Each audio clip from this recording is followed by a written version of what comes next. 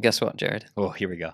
It's time to play a new game Oh, because we used to have Price It. yeah. Well, we still have Price It. Yeah. As we're doing a broker-focused episode, we're going to use that verb that we struggled to identify at the beginning, and we're going to play Broke It, Let's do it. which sounds like that game Bop It. Yeah.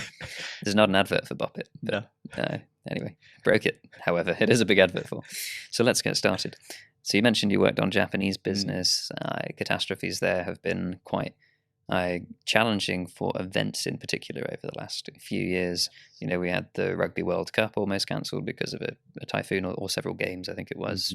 We had the Olympic Games postponed and eventually held following the pandemic. So I'm going to invent another huge worldwide event that everyone's very excited about, which is going to be like a mega gaming Olympics for people with Nintendos and Sony PlayStations and Xboxes and all this sort of stuff. Yeah. There's a thing, right? Yeah. What's it called? There's eSports? eSports. Yeah. There we are. Thank you.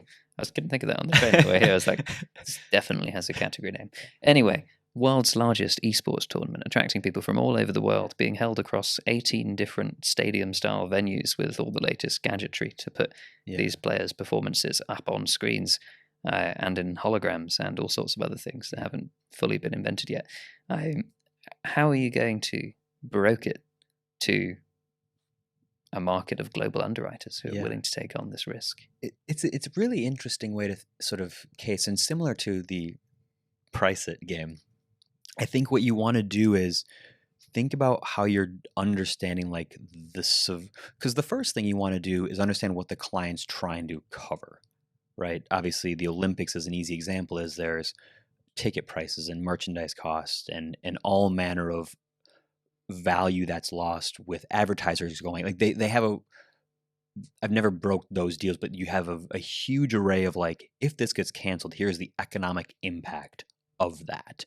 Whether it's refunds or like all of this stuff, they've quantified that. So the first step would be truly quantifying, okay, how much revenue is this going to generate? How does this sit? What are all the sort of adjacent risks that sort of fall under the umbrella of this massive event?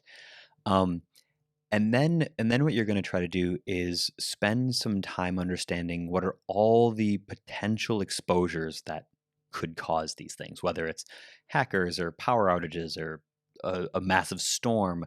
Because one of the things we didn't touch on, but a big chunk of the broker's role is working with the contracts team to ensure that all of these various things actually get covered. So you'd have different clauses that say, well, if it's a cyber attack, it's this, or if it's if you think about catastrophes, it's like, is it a named peril? It can't just be like, oh, the wind blew and my roof came off. It's like, yeah, but did it get a name? Was it like Hurricane Andrew? Did it get, did it hit a certain size?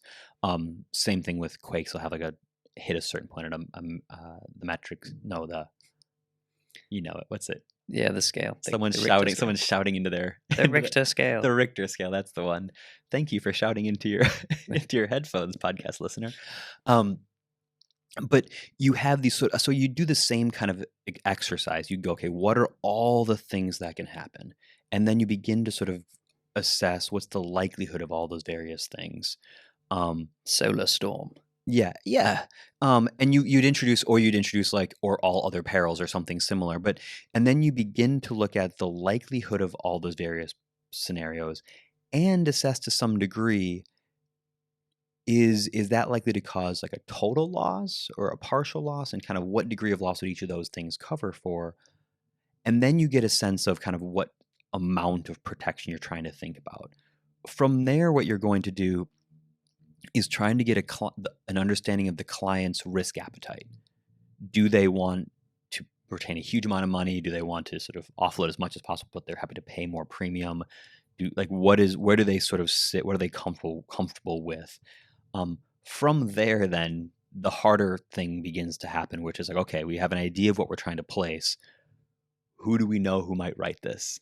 Something like this, you're looking at underwriters who like to write cyber, who might like to write event cover. You're trying to sort of pattern match a little bit there. But net new risks are really tricky because it's harder for the underwriter, one, to assess it, but two, it's harder for the broker to know who they should go to. Again, something we think about and how we solve for clients of ours. But how do we make it easier for that underwriter who's sitting in Sydney right now to be like, see that risk and know that that's something they'll be interested in looking at and connect those parties.